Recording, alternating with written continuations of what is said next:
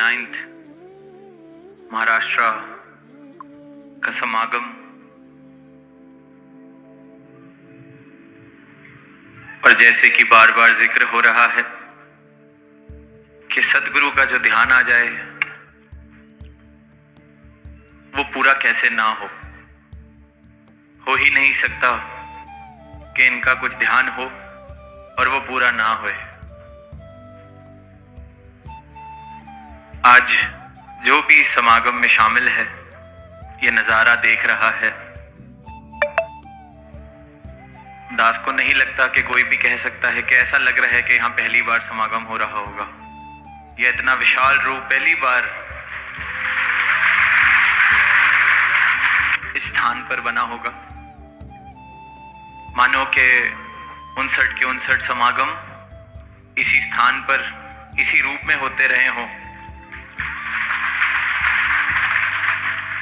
और ऐसा ही नज़ारा पिछले वर्ष हम सब ने देखा कि पुणे में, उससे पहले नागपुर, उससे पहले जहां जहां भी ये रहमत आई। तो इसके पीछे कारण क्या है? क्यों ऐसा लग रहा है कि पहली बार नहीं हो रहा? यही शायद होता आया होगा। कारण सिर्फ एक ये कि चाहे शहर मुंबई था, चाहे औरंगाबाद, चाहे पुणे, चाहे आज यहाँ सांगली, उपस्थिति वहां सिर्फ और सिर्फ सतगुरु की एक बराबर यही मौजूद। तो ये जहां मौजूद है, जहां ये विराजमान है, वहां तो नजारा हमेशा ही ऐसा बनेगा कि ये थोड़ी कि पहली बार बन रहा है। ये सतगुरु का दरबार, सतगुरु की महफिल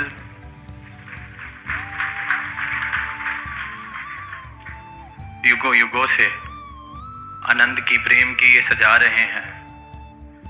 ये मेरे देखने की या मेरी नजर की कमी हो सकती है, जो शायद कभी ये सोच ले कि ये मुमकिन कैसे होगा। ये मेरी नजर या मेरी सोच की कमी हो सकती है, जो ये सोच ले कि ये कैसे किया जाएगा, या ऐसे तो हो नहीं सकता। और यही फर्क है एक भक्ति भरे समर्पित भाव में और मनमत में किए गए किसी कर्म में। और एक एक भक्त जब इस जीवन की यात्रा कर रहा है, तभी बार बार चेतनता का जिक्र भक्ति की राह पर किया जाता है। आज सुबह सेवादल रैली के दौरान भी हमने चेतनता का जिक्र सुना, आत्मा मंथन का जिक्र जो बार बार हो रहा है। तो ये तो मेरा स्वयं से सवाल हो, खुद से सवाल हो कि जीवन की जो मैं यात्रा कर रहा हूं, क्या सिर्फ ये मैं कह रहा हूं कि मेरे जीवन में सदगुरु का उपकार है, सदगुरु के चरणों का एहसास है, प्यार है, या मेरा जीवन वाकई ही चल रहा है ऐसा?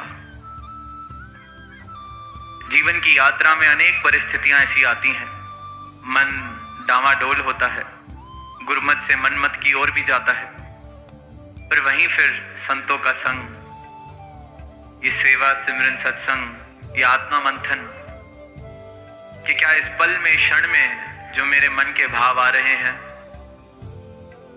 वो भक्ति वाले, समर्पण वाले, एक भक्त वाले भाव हैं, या फिर मनमत वाले, दुनिया वाले भावों से मेरा मन भरा हुआ है।